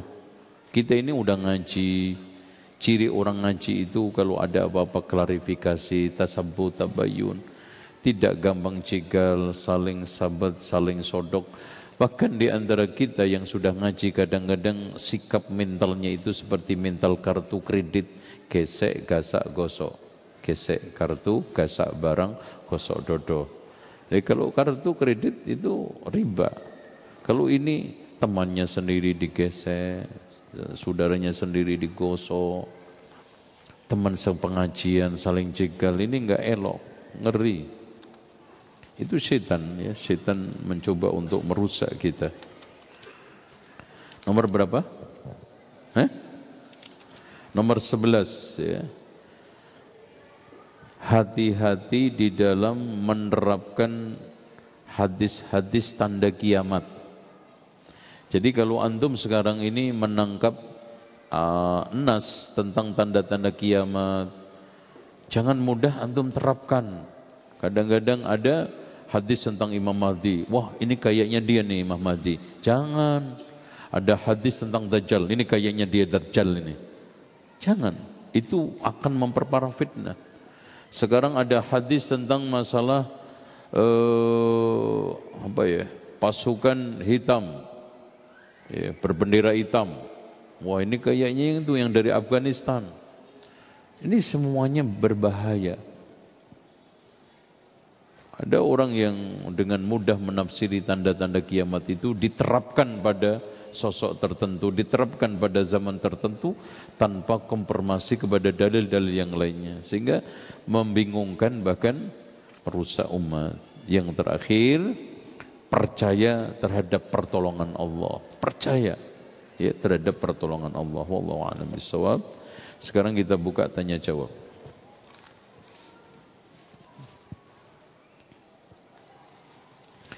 Jadi terus gini Pak, kita begini ya, kunci. Antum kayak begini loh. Antum sakit, berobat dengan Al-Quran, sembuh alhamdulillah. Tidak sembuh, kita tidak terancam dengan dosa bila kita itu berobat kepada dukun. Antum sekarang berobat kepada dukun, enggak sembuh, nauzubillah. Sembuh, celaka antum karena menggunakan wasilah yang tidak syar'i. Kayak gitu. Istiqomah di atas sunnah. Apapun ujiannya, apapun penderitaannya, apapun kesulitannya, itu adalah bagian daripada mempertinggi derajat kita, mempertebal kesabaran dan juga pengalaman kita, dan yang tidak kalah pentingnya memperbanyak pahala di sisi Allah Subhanahu wa taala. Oke. Afwan Ustaz, izin bertanya bagaimana kiat-kiat menghadapi diri yang sedang futur dalam menuntut ilmu. Nah ini Masya Allah. Gimana? Dilanjutkan atau pulang nih? Gimana? Lanjut? Lanjut? Atau pulang? Gimana? Pulang? Oke, lanjut ya. Bismillah. Yang pulang mungkin ada hajat, tidak mengapa. Taib, ikhwan futur dari kalimat fataroh yang artinya adalah kendur, putus. Futur mencari ilmu di zaman sekarang karena ada beberapa sebab. Sebab yang pertama adalah dahsyatnya tekanan maksiat. Kedua, dahsyatnya tekanan hidup. Tiga, dahsyatnya fitnah dunia. Empat, pengaruh dari COVID-19. Gimana kita itu biasa di rumah, coba bayangkan gelundang, gelundung, tidur, kadang ya, sampai ada orang yang bosan dengan pasangannya karena nggak kemana-mana, itu terus. Ngaji juga gitu, ngelihat YouTube, baru tidur. Nggak tahu mukaddimahnya, nggak tahu penutupnya. Dan daring Pak, sekolah kemarin tidak menghasilkan kecuali memberikan informasi. Padahal guru itu kan dituntut 4. tidak akan terjadi proses pendidikan tanpa 4 ini. Dan ini daring sangat minim sekali didapat. 1, keteladanan. 2, pembiasaan. 3, penegakan aturan. Penegakan aturan. Karena ketika kita itu menjadi sosok, itu kan harus memberi keteladanan. Diri ideal tadi, ada modelingnya. Kemudian setelah itu pembiasaan. Nah, ada aturan. Sekarang Pak, kenapa guru itu cenderung tidak berwibawa? Karena tidak menegakkan aturan atau meremehkan. Contoh, antum ketika membuat aturan, setiap anak harus menjaga kebersihan, meletakkan sepatu di luar kelas. Gurunya unjuk-unjuk pakai sepatu, rusak.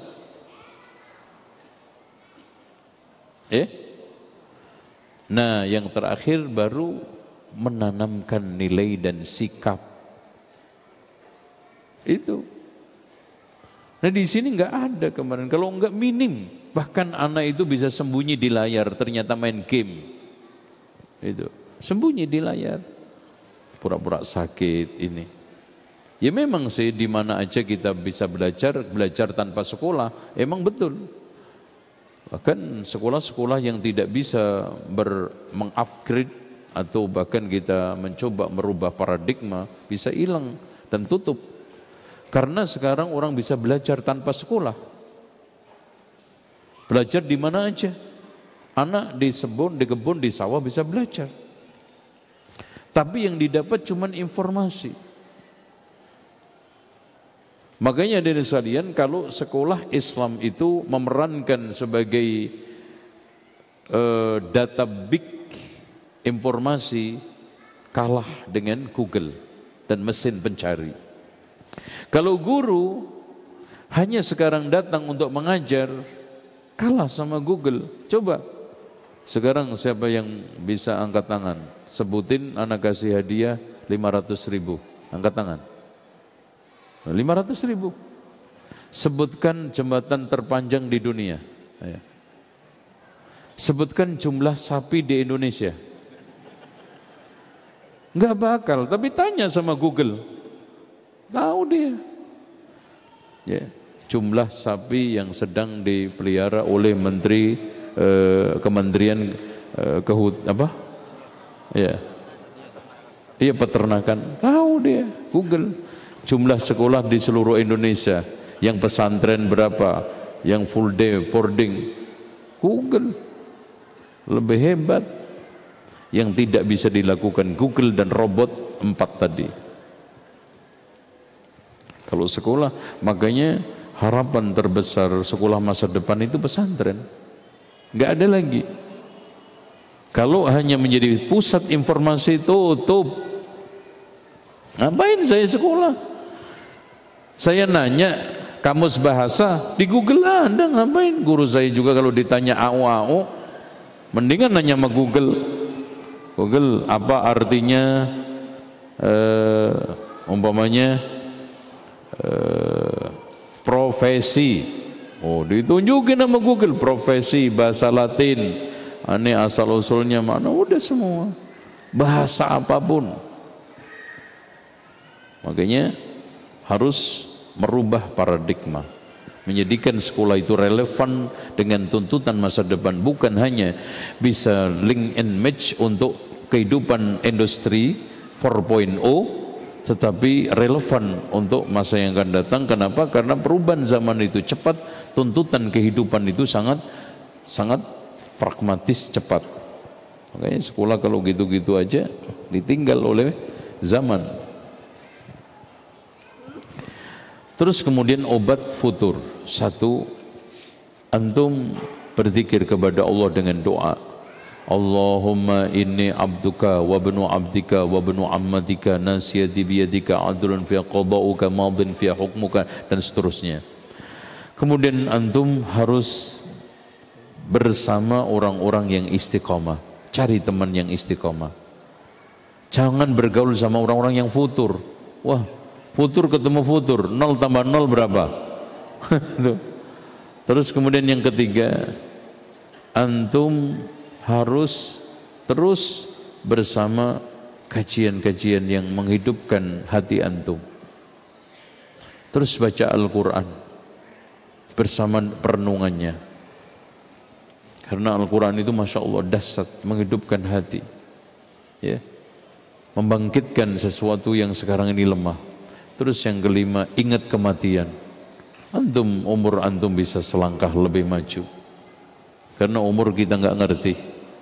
Bisa saja antum dulu yang mati daripada saya, ingat? Bisa saja saya lebih akhir daripada antum. Sebagian seorang muslim, sejauh mana kita boleh menerapkan open-minded? Bahwa belakangan ini banyak sekali muncul pemikiran open-minded yang berakhir liberal. Gini Pak, open-minded atau inklusif dalam bahasa lain, itu sikap, bukan ajaran, bukan pemahaman, bukan ideologi, sikap. Makanya ketika kita bicara masalah wasatiyah, ya, itu bukan Islam moderat, tapi keislaman yang melahirkan perilaku yang moderat. Kalau soal Islam moderat, sejak turunnya itu Islam itu wasaton. Nggak perlu kita bikin istilah baru, terobosan baru, seakan-akan di sana ada Islam baru yang moderat, yang dulu tidak moderat, nggak ada. Ya, itu. Jadi inklusif itu sikap, open-minded itu sikap ketika kita bergaul. Dan itu kan dianjurkan Rasulullah, al-mu'minul ladzi yukhalitun nas. Lihat nih perintah Rasulullah, orang mukmin yang bergaul sama manusia, sabar atas gangguannya, khairun minal ladzi la yukhalitun nas wa la yasbir ala adahum. Lebih baik daripada yang enggak nyampur, tertutup tapi enggak sabar. Itu maknanya open-minded, itu maknanya inklusif, itu maknanya kita itu terbuka. Kalau keterbukaan itu maknanya adalah ideologi, pemahaman keislaman kita, memang bisa menjatuhkan ke dalam liberal, berpikir liberal.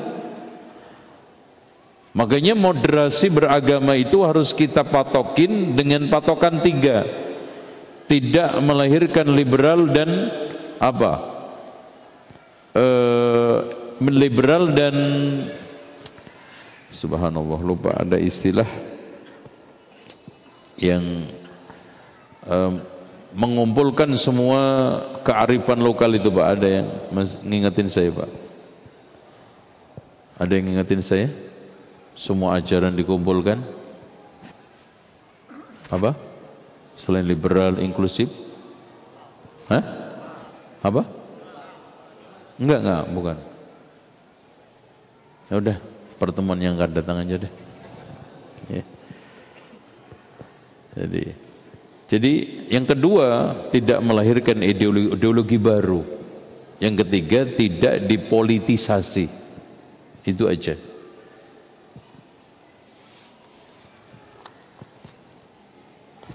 Orang tua ana melarang untuk menyapu malam. Malam yang sampahnya dikeluarkan katanya rezekinya. Ya, ini keyakinan kearifan lokal kata orang sekarang.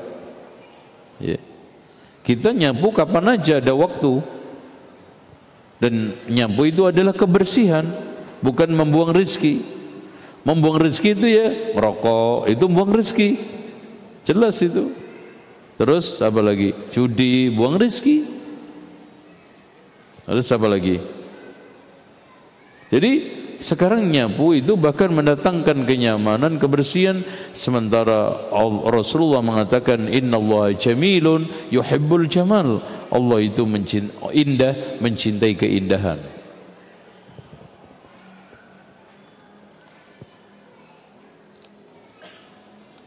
Oh ya, tadi bukan sinkritisme, Mas. Sinkritis itu istilah daripada plural yang menyatukan seluruh kebaikan-kebaikan agama, kebaikan-kebaikan budaya, sehingga menjatuhkan orang pada pemikiran sinkritis.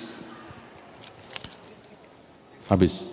Baik, hadirin sekalian, insyaallah kita berjumpa kembali di kesempatan yang lainnya di dalam kajian rutin kita biiznillah. Dan apa yang bisa saya sampaikan, mohon maaf kalau benar datang dari Allah dan Rasulnya, kalau salah dari syaitan yang ingin menggelincirkan saya, mudah-mudahan diampuni Allah. Semoga pertemuan ini pertemuan yang dirahmati Allah, dan perpisahan kita perpisahan yang dijauhkan dari keruh hati dan perpecahan. Subhanakallahumma wabihamdika asyhadu an la ilaha illa anta astaghfiruka wa atubu ilaik.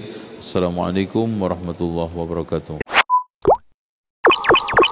Yuk belanja di TS Mart. Dengan belanja di TS Mart, Anda turut berpartisipasi dalam dakwah yang diselenggarakan YTS.